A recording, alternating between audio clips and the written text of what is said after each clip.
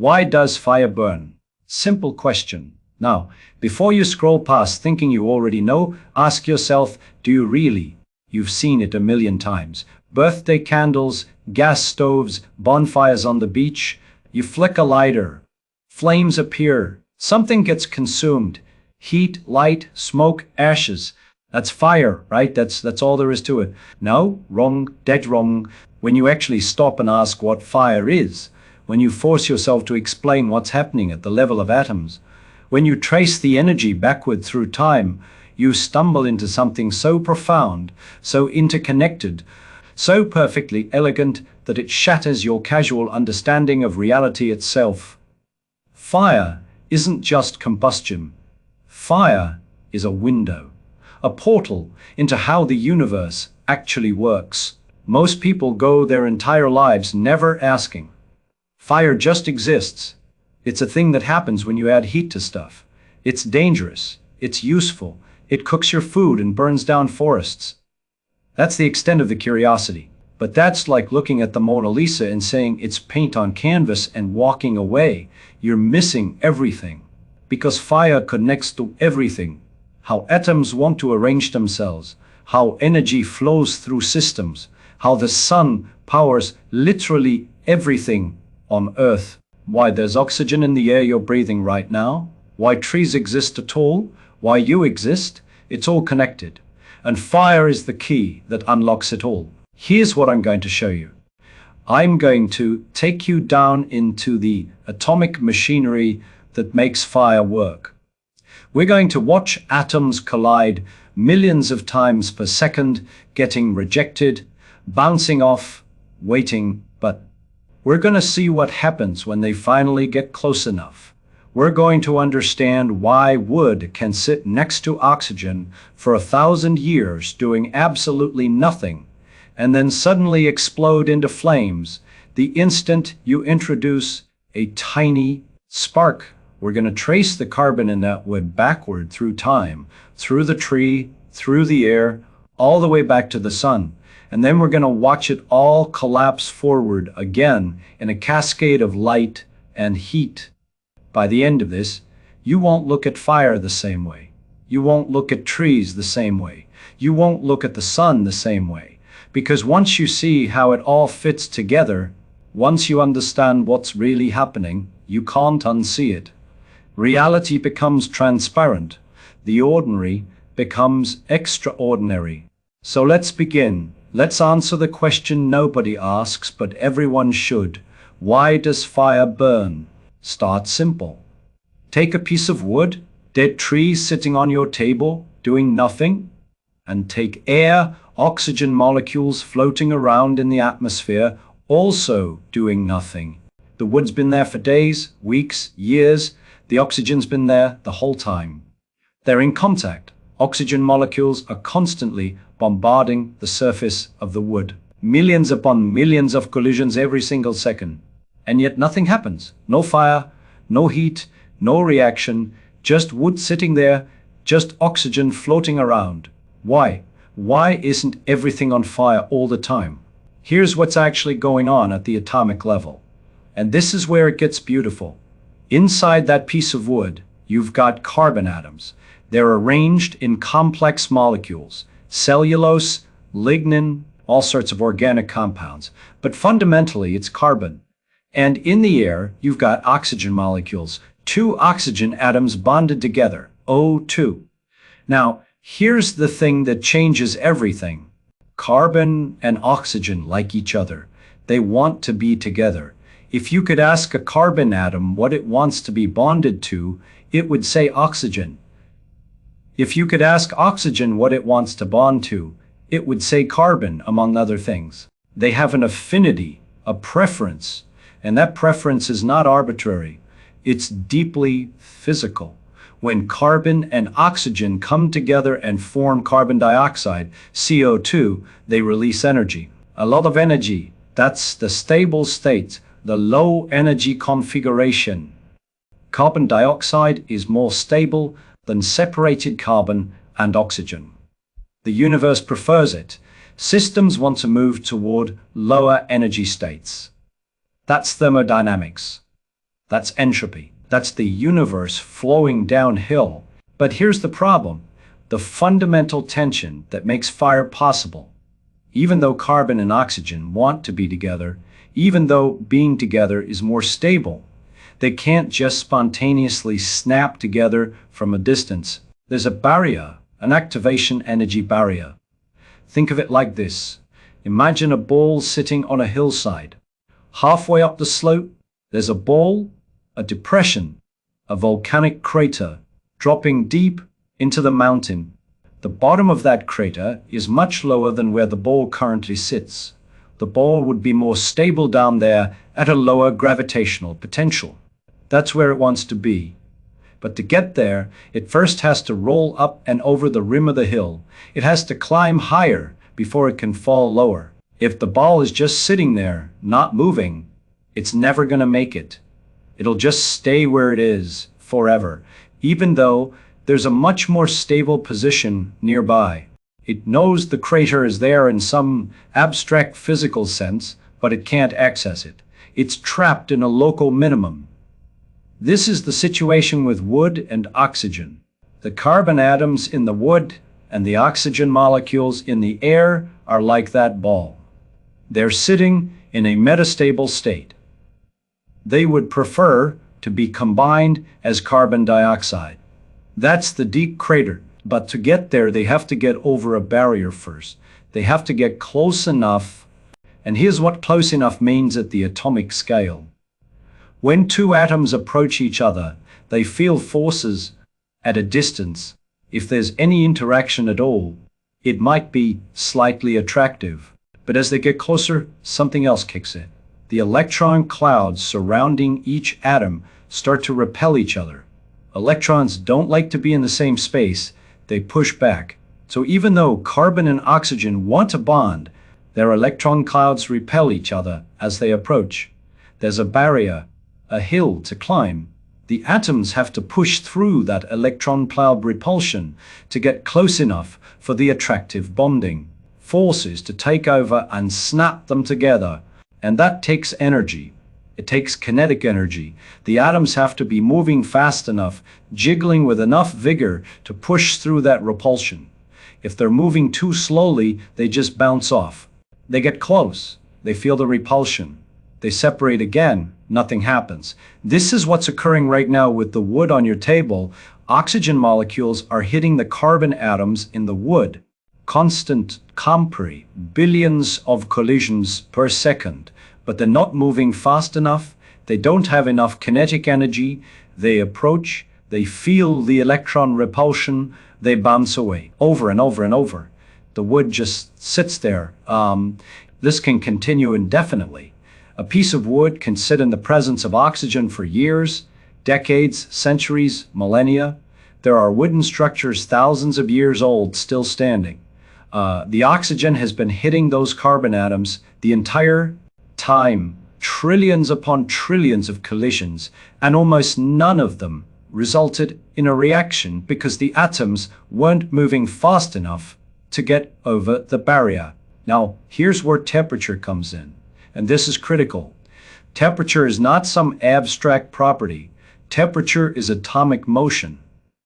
When we say something is hot, we mean its atoms are jiggling fast. When we say something is cold, we mean its atoms are jiggling slowly. That's it. That's what temperature is. The average kinetic energy of the particles in a substance. At room temperature, the atoms in wood and the molecules in air are jiggling, bouncing around, vibrating, but not very vigorously, not fast enough to get over that activation barrier. Most collisions between carbon and oxygen result in nothing, but not all. Here's the crucial detail. At any given temperature, particles have a distribution of speeds. Most are moving at the average speed, some slower, some faster. There's always a tail of the distribution. A particle's moving significantly faster than average, and occasionally, randomly, an oxygen molecule will hit a carbon atom with enough energy to get over the barrier. The electron clouds get pushed close enough together that the attractive forces take over. The atoms snap together. Carbon and oxygen bond. Carbon dioxide forms, and when that happens, energy is released. Remember, carbon dioxide is a more stable, lower energy state. The difference in energy between separated carbon and oxygen and combined carbon dioxide has to go somewhere. It can't just disappear. Energy is conserved. So where does it go? It goes into motion, kinetic energy, heat. The atoms around the reaction site start jiggling faster. The temperature locally increases. Now, at room temperature, this happens so rarely that it doesn't matter. One atom here, one atom there, releasing a tiny bit of energy that quickly dissipates into the surroundings. You'd never notice it. The wood stays cool, nothing spreads. But here's the key insight, the thing that makes fire possible. What if you could get a bunch of atoms reacting at once? What if the energy released from one reaction could trigger another? What if, instead of the heat dissipating harmlessly, it stayed concentrated enough to make nearby atoms jiggle faster, fast enough to get over the barrier themselves? That's the edge of the cliff. That's the precipice. Because if you can get enough reactions happening close enough together, fast enough, you create a feedback loop. The heat from the reactions makes more atoms capable of reacting. Those reactions produce more heat. That heat enables even more reactions. It's exponential. It's a chain reaction. It's a catastrophe in the original sense of the word. A sudden overturning, a cascading collapse from one state to another. And that catastrophe is what we call fire. So how do you start it? How do you light a fire? You provide an external source of energy to get things over the barrier. A match, a spark, a friction, a focused sunlight through a magnifying glass. It doesn't matter what the source is, as long as it delivers enough energy to a localized region to heat it up, to make those atoms jiggle faster, to push them over the activation barrier in significant numbers. Here's what happens when you strike a match and hold it to a piece of wood. The flame from the match heats up a small region of the wood's surface. The temperature in that spot increases. Temperature is atomic motion, so the carbon atoms and any nearby oxygen molecules start jiggling faster, much faster. Fast enough that when they collide, they're not just bouncing off anymore. They're getting over the barrier. They're snapping together, carbon and oxygen forming carbon dioxide. And every time that happens, energy releases heat. That heat makes the surrounding atoms jiggle even faster. More collisions overcome the barrier, more reactions occur, more energy releases. The temperature climbs higher.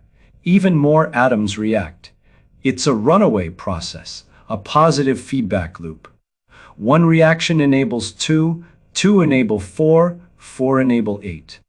The number of reacting atoms doubles and doubles and doubles. Within fractions of a second, this is why fire doesn't gradually appear. It explodes into existence. You hold the match there for a moment and nothing seems to be happening. And then suddenly, whoosh, flames. That's the chain reaction kicking in, the exponential growth reaching critical mass.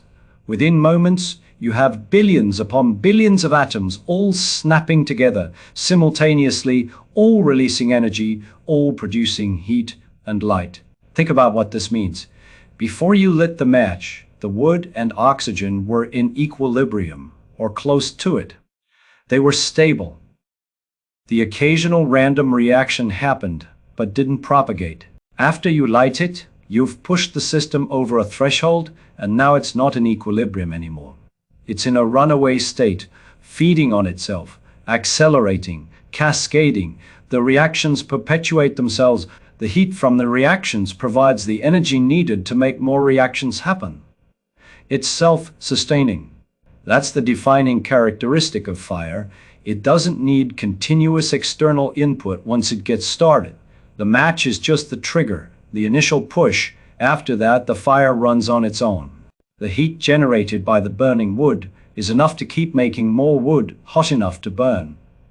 As long as there's fuel, wood to provide carbon and oxygen in the air, the chain reaction continues. Now let's talk about what you actually see, because this is where the physics becomes visible.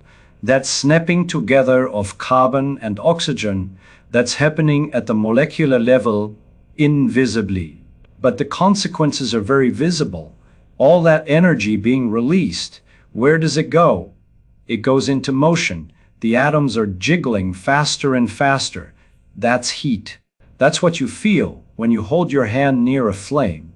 You're feeling the kinetic energy of atoms that have been accelerated by the energy released from chemical bonds, breaking and forming.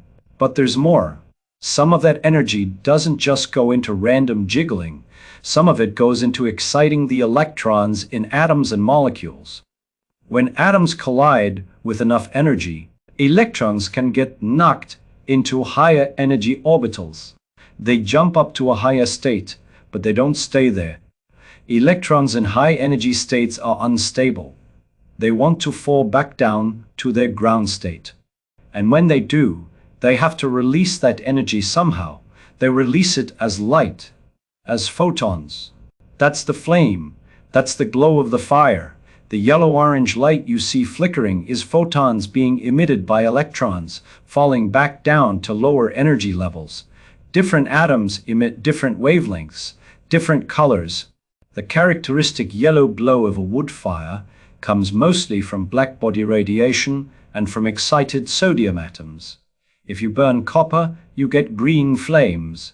Strontium gives you red, barium gives you green. This is why fireworks work. Different chemicals produce different colors because their electron configurations are different, so they emit photons of different wavelengths. The smoke, that's another product. Not everything burns completely. Some of the carbon doesn't fully react with oxygen. Instead of forming carbon dioxide, CO2, it forms carbon monoxide, CO, or remains as pure carbon in the form of tiny particles, soot. These particles are hot, less dense than the surrounding air, so they rise. That's the smoke. You see, a stream of tiny solid particles being carried upward by convection, by hot gases, rising. If you burn something in a very hot fire with plenty of oxygen, you get complete combustion. Most of the carbon becomes carbon dioxide, which is invisible. The fire burns clean. If you restrict the oxygen or the temperature is lower, you get incomplete combustion. More soot, more smoke, visible particles floating away. And the ash, that's the stuff that didn't burn at all. Wood isn't pure carbon. Trees pull minerals out of the soil through their roots, calcium, potassium, magnesium, trace elements. These minerals get incorporated into the tree's structure. When you burn the wood, the carbon and hydrogen and oxygen all turn into gas and drift away. But the minerals don't burn. They can't react with oxygen that way.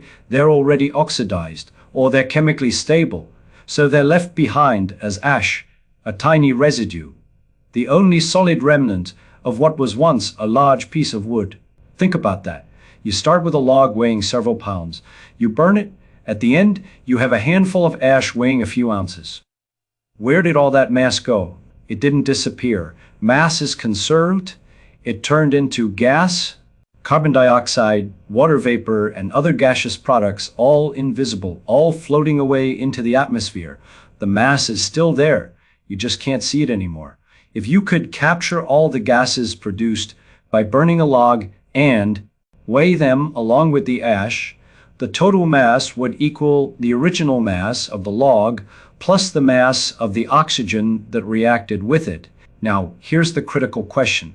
Why does fire spread? You light one end of a log, soon the whole log is burning. Why? Because of that heat feedback, the part that the prize burning is producing enormous amounts of heat. That heat radiates outward. It heats up the adjacent wood. The temperature of that adjacent wood rises. Its atoms start jiggling faster. Eventually, they reach the point where they can get over the activation barrier, reactions start happening. A new region of the log ignites. That region produces more heat, which spreads further. The fire propagates. This is why fire is so dangerous, so hard to control. It's a self-reinforcing process. As long as there's fuel and oxygen, it spreads. The only way to stop it is to break the cycle. Cool it down below the activation temperature. Remove the fuel so there's nothing left to burn. Remove the oxygen so the reactions can't occur. Cut off one leg of the fire triangle, fuel, heat, or oxygen, and the chain reaction collapses, the fire goes out. And here's something beautiful. Fire is not a thing, it's not a substance, it's not an object. Fire is a process. It's a dynamic event, a cascade of reactions happening in rapid succession. When you point at a flame and say that's fire, what you're really pointing at is a region of space where this catastrophic chain reaction is occurring.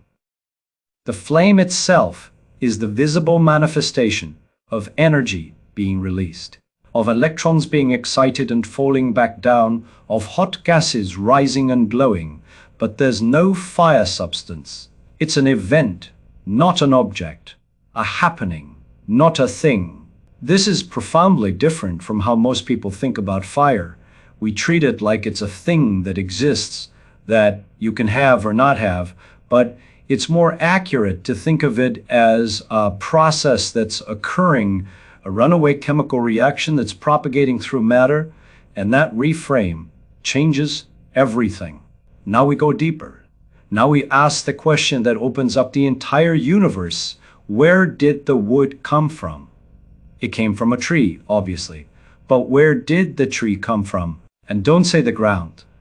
That's what everyone thinks. You plant a seed in soil, the tree grows, clearly it came from the soil. But that's wrong, completely, fundamentally wrong. And the proof is beautiful. Here's the experiment. Take a pot of soil, weigh it carefully. Let's say it weighs 200 pounds. Plant a seed in that soil, water it, let it grow for years. Eventually you have a tree, a big, heavy tree, cut it down. The tree weighs 150 pounds. Now dig up the roots and weigh the soil again. How much does the soil weigh? Still about 200 pounds, maybe 199 pounds. Maybe a pound or two less because the tree absorbed some minerals. But the soil didn't lose 150 pounds, it barely lost anything. So where did the tree's mass come from? The tree gained 150 pounds. The soil lost essentially nothing. The water? Water has mass, sure, but water isn't where the bulk of the tree's substance is. Most of the tree's carbon, solid carbon atoms, arranged into complex organic molecules. Where did that carbon come from? From the air. The carbon came from the air. There's carbon dioxide in the atmosphere, CO2, and trees pull that carbon dioxide out of the air and break it apart. They keep the carbon, use it to build themselves, and they spit the oxygen back out. This is photosynthesis, and it's one of the most important processes on Earth, maybe in the universe. Trees are constantly, every moment of every day, sucking carbon dioxide in through their leaves and dismantling it. But here's the problem. Remember what I told you about carbon and oxygen? They want to be together. Carbon dioxide, CO2, is a stable molecule. It's low energy. It's what carbon and oxygen prefer to be. So if trees are taking carbon dioxide and pulling it apart, separating the carbon from the oxygen, they're pushing the system uphill. They're moving it away from the stable state, away from equilibrium, toward a higher energy configuration. And that takes work. It requires energy. Where does that energy come from? The sun. Sunlight, photons streaming across 93 million miles of empty space, carrying energy from nuclear fusion reactions in the sun's core, slamming into the leaves of trees. Those photons get absorbed by chlorophyll molecules. The energy from those photons gets used to drive the chemical reactions that split carbon dioxide apart. This is the miracle. The sun is doing work, real physical work, pumping energy into the biosphere, pushing chemical systems away from equilibrium. Think about what this means. A tree is a structure, a highly organized, low-entropy system made of trillions of carbon atoms arranged in specific patterns. That organization, that structure, represents stored energy. The carbon atoms in the tree would prefer to be bonded to oxygen as carbon dioxide. That's more stable, but they're not. They're held apart, locked into the tree's structure by the chemical bonds that sunlight helped create. That's potential energy. The tree is a battery. It's stored sunlight, and here's the punchline. When you cut down that tree, let the wood dry, stack it in your fireplace, and light it. What happens? The carbon in the wood and the oxygen in the air, which came from other trees doing photosynthesis, finally get to do what they've been wanting to do the whole time. They snap back together, they form carbon dioxide again, they return to the stable state, and all that energy that was stored, all that work that the sun did to pull them apart, gets released all at once. Fire is stored sunlight. That's what it is. The flames you see, the heat you feel, that's solar energy that got locked into the structure of the tree 5 years ago, 10 years ago, 50 years ago, now being released in a cascade. Every photon emitted by the fire is, in a very real sense, a recycled photon from the sun. The energy is the same energy.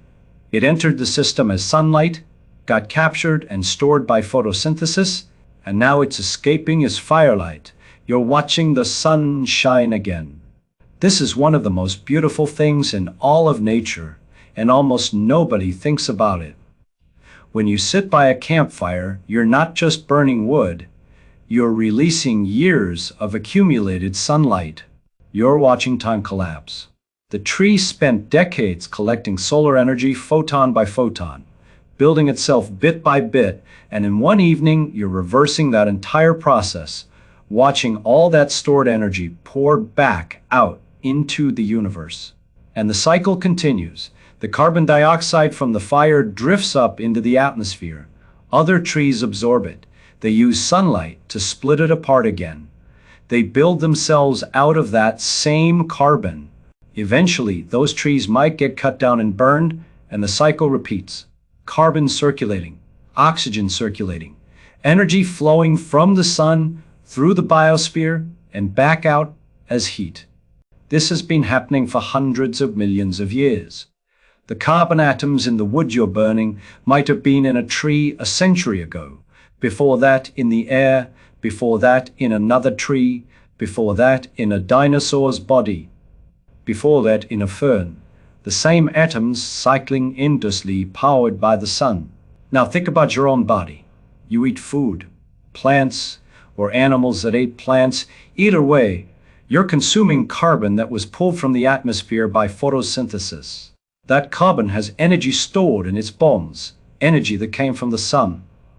In your cells, you burn that carbon not with open flames, but chemically, in a process called cellular respiration. You combine carbon from your food with oxygen from the air you breathe, and you produce carbon dioxide and water and energy, the exact same reaction as fire. Carbon plus oxygen makes carbon dioxide and releases energy. Same chemistry, same thermodynamics. The only difference is speed and control. Your cells do it slowly, carefully, in a series of controlled steps, capturing the energy in molecules like ATP that can be used to do useful work, to power your muscles, to run your brain, to keep you alive. Fire does it all at once, uncontrolled, releasing all the energy as heat and light, but it's the same fundamental process. You are, in a very literal sense, a slow fire, a controlled burn. Every breath you take brings in oxygen to burn the carbon-based fuel you ate. Every breath you exhale releases the carbon dioxide product. You are part of the same cycle. Sun to plants to you and back to the air. The same carbon, the same oxygen, the same energy flowing through different forms. And here's the final beautiful connection.